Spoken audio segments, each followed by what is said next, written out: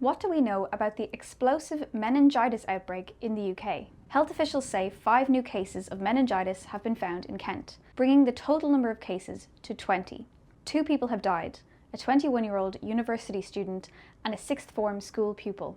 This is an unprecedented outbreak. Meningitis is an infection of the lining of the brain and spinal cord.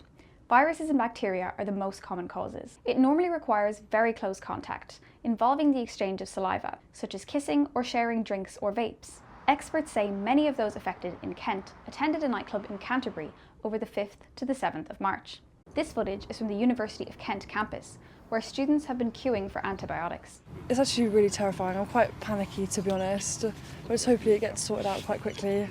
It is quite worrying and it is quite concerning, and then to hear that it's the more dangerous strand. The UK and Ireland have only vaccinated against meningitis B for the past 10 years, so current university students are not covered. Students at the University of Kent are expected to be offered vaccinations from today.